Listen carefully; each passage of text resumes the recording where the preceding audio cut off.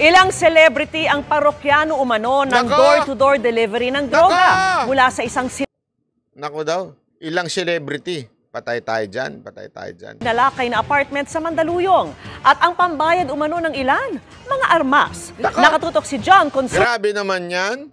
Exclusive. Hoy!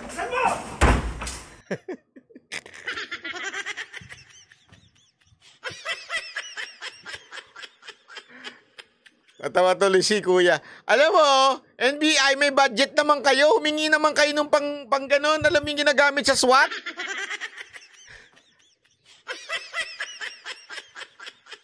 Mahirap yan. Hindi, honest mahirap yung ginawa nila. Natawa ko eh. Natawa ko eh. Kasi sabi ko, bakit wala man lang ka-budget tong NBI para yung pag ginaganon, yung pinupush, di ba? Makikita mo sa mga, yung mga SWAT may ganon eh. Sa kanya talagang sinisipa. Ang hirap niyan. Subukan ninyo. Sipain nyo yung pinto ng bahay nyo. Mahirap buksan ng ganun, ha? Ay, wait. Ano nangyari? Ayun, yan. Talay. Armado ng search warrant, pinasok ng NBI NCR ang apartment na Buti naman. O kaya gawin niyo sa pelikula, binabaril yung sa pelikula, binabaril yung doorknob. Tapos bubukas na. Ano? Yun, battering ram ang tawag, sabi ni Michael. to sa Mandaluyong City.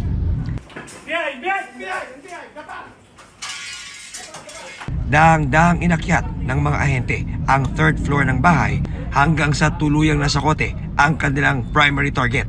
Tumambad Ano kaya yung binlur doon? May Japanese kaya doon? Ba't kaya binlur yun? sa mga ahente ang hinihinalang cocaine, isang automatic assault rifle Grabe oh. na may scope at isang baril. Oh, sayang niya mga... Willing-willy pa naman ako puputak. Feeling ko si Robin Padilla ako eh. Ayon sa NBI NCR, sa tulong ng isang tip, nabisto ang pagdi-deliver ng door-to-door ng droga ng suspect Kaya pala naka-blur yung yung nahuli nila. na mahigit isang dekada na raw niyang ginagawa. At ang kanyang mga parokyano raw, hindi basta-basta. Oo, cocaine eh. Hindi basta-basta yan. Mahal lang cocaine eh. Balita ko although hindi ko kasi alam talaga kung ang magkano bentahan yan. Sorry pero never pa ako nakakita ito, honest to never pa ako nakakita ng shabu tsaka ng cocaine. Walang biro. Kasi pang social yan eh. Nung panahon ko, Cap Zero po. Yun lang yun eh. Kaya, totoo yung mga cocaine, mga pangmayaman yan. Ang mga gumagamit niyan, yung mga may posisyon eh. Engage siya sa pagbebenta ng mga party drugs. O yan, party drugs. Naku po. Tulad ng... Alam mo, nung panahon ni Duterte, nawala ang party drugs sa club. Marami kong kaibigan na yung mga pasosyal, yung mga nagka-club-club. Kasi, kaya nung panahon ni Pangulong Duterte, alam nyo nangyari? Nawala sa club.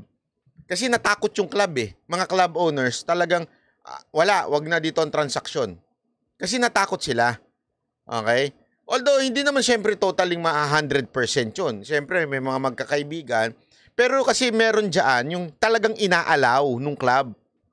Ito talaga dealer to. Pinapapasok yan. Tapos binibigyan lahat ng mga bouncer. Lahat yan, binibigyan. Tinotolerate naman.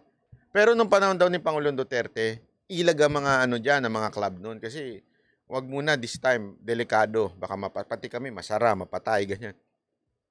Kaya anong nangyari noon? Sa mga hotels, doon, mag-o-occupy yung staycation, mga ganyan-ganyan. Meron nga akong kilala, namatay sa isang magandang hotel sa Pasay. Counselor pa yun. Walang biro. Nag-stay sila sa hotel, doon sila, nagre-rent sila. Tapos, doon sila eto hindi ako nagbibiro dito. Ganun nangyari noon, tagong-tago. Tapos, kaya nga doon nauso yung mga GR eh. Alam niyo yung GR? Bahala na kayo. Kayo na lang, hindi ko nasabihin dito, demonetize pa ako eh. Usong-uso yun doon. Kasi after mong may mga party drugs na nakaka-L So, ganun. Nagpapalitan yung mga magjojowa. Kasi nga, may L ka talaga eh. Sinasadya nila. So, tama-tama, nasa hotel ka na, diretso na yun. Diretso na sila. Kaya yung iba, ang problema, na-overdose. Natitigok. Meron akong kilala, natigok eh. Na counselor dahil sa, na-overdose. Ganun. Oo. Tinago kasi nila, akala nila mas lalong mawawala. Wala eh, lalong may pera yung mga yan, mga mayayaman yan. Kaya nilang kumuha ng hotel room kahit sa gabi na. Oh. Mga ecstasy at cocaine. Oo, tama. May isa pang flight steward na namatay sa ulit. Hindi ko alam kung yan yung tinira niya. He supplies his drug merchandise sa mga high-end na bars sa Alabang, sa BGC, and Makati. Merong mga... Ngayon, bumalik na sa mga club. Yung mga party drugs. Yan wala na. Nababayaran naman yung mga bouncer dyan. Celebrities at part ito sa magiging follow-up investigation natin. Dahil may mga celebrities, hindi na celebrities, may mga businessman na clientele siya.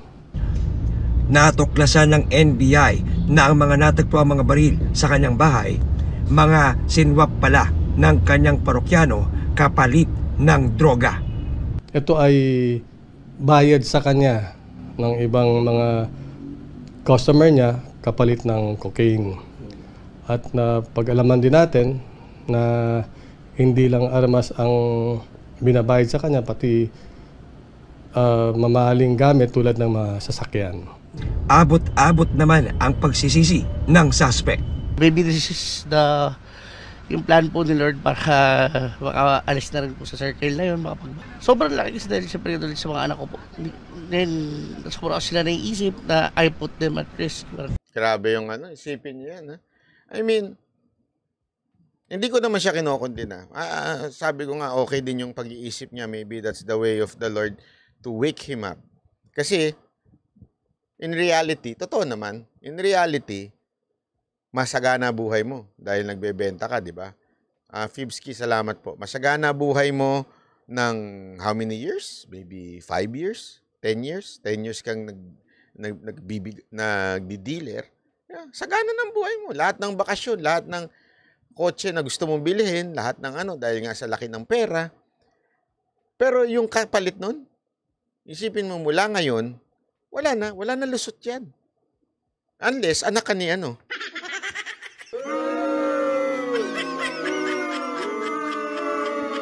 anak ka ng tatay mo, ganun. Unless ang tatay mo, sekretary, wala kang ligtas dyan.